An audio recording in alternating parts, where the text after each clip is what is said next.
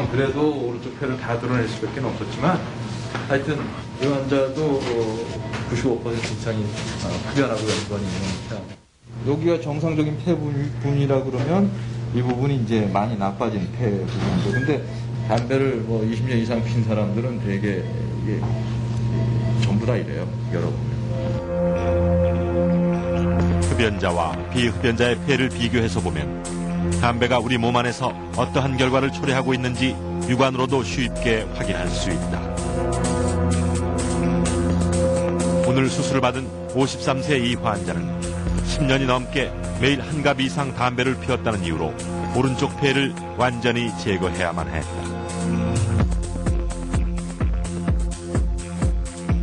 한국인의 폐암 사망률을 분석해보면 연간 담배 판매량과 비슷하게 증가하고 있음을 확인할 수 있다. 담배가 보급되기 전 희귀병이었던 폐암이 담배 판매율의 증가와 함께 흔한 질병이 됐다는 이 사실은 흡연이 분명 폐암을 유발하는 주요한 원인이라는 것을 부인할 수 없게 한다. 안녕하세요. 금연도우미 남주입니다.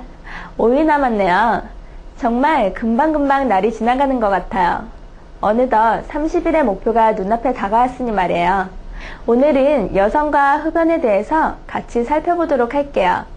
일반적으로 여성은 남성보다 더 심한 금단 증상을 경험한다고 합니다. 그 외에 다음과 같은 흡연에 있어서의 차이점을 갖는다고 하는데요. 남성과 여성은 다른 흡연 패턴을 가진다. 여성은 불쾌감을 줄이기 위해 흡연하고 남성은 기분을 좋게 하려고 흡연한다. 여자들은 남자와 다른 이유로 흡연을 시작한다. 남자와의 동등감, 자유를 느끼기 위해, 날씬해지기 위해. 남자들은 남성미, 인기, 성적 매력, 성숙함을 느끼기 위해. 여성이 니코틴 중독에 더 취약하다. 여성이 남성보다 니코틴을 신진대사시키는 데 느립니다. 여자들은 금연을 하게 되면 남자들보다 더 쉽게 체중이 증가한다.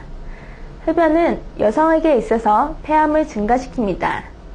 여성 가운데 심장병 사망이 1965년부터 1985년까지 3배가 증가했다.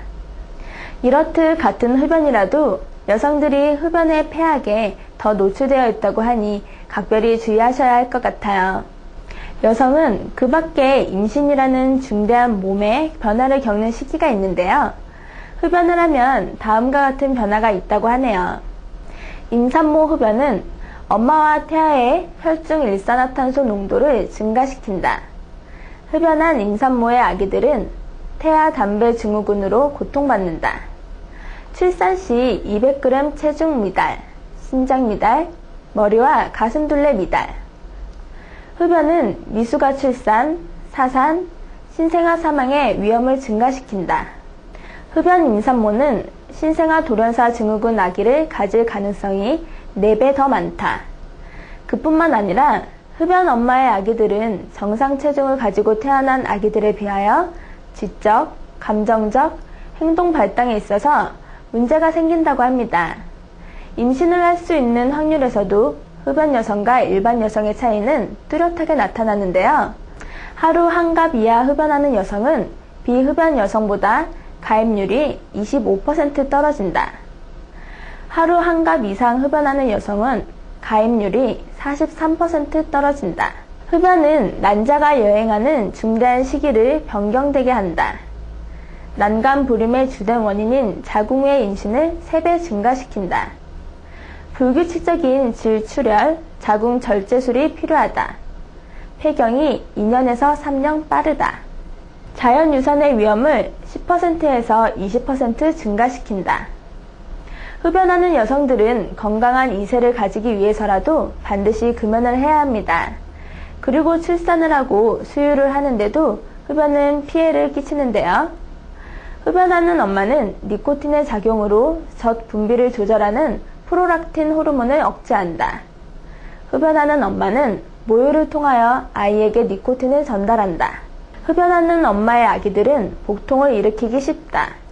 이제는 반대로 피임을 하는 여성들을 살펴보면 흡연을 하고 경구 피임약을 사용하는 여성들은 뇌일열, 다리에 응열이 생길 위험이 훨씬 크다고 합니다. 정말 무섭죠? 아무튼 어떤 경우에도 특히 여성들에게는 흡연은 원초적 독이라고 할 수 있을 것 같아요. 특히 주변에서 담배 광고에 여성들이 등장하여 담배가 현대 여성의 멋을 한껏 살려주는 것처럼 포장되어지고 있는데요. 사실은 피부를 빨리 늙게 하고 지저분한 냄새가 나게 하고 니코틴에 중독되어 자유를 잃고 무엇보다도 여러 질병을 발생시켜 자신을 죽음에까지 이르게 하는 악이라는 거 한순간도 잊으시면 안 돼요. 오늘은 여성과 흡연이라는 주제로 길게 이야기를 했는데요. 마지막으로 어제에 이어 흡연 합리화에 대처하는 방법을 소개하면서 마치도록 할게요. 다시 끊으면 되지라는 생각이 드실 때는 피웠다가 다시 끊는 것은 쉽지 않다. 또다시 힘든 금단증상 기간을 겪어야 하고 지금까지 참아온 노력이 아깝다. 끊는 것은 처음에는 쉽지만 나중에는 더 어렵게 될 거야 라고 생각하시면 될 것 같아요. 그럼 여러분, 내일 봐요.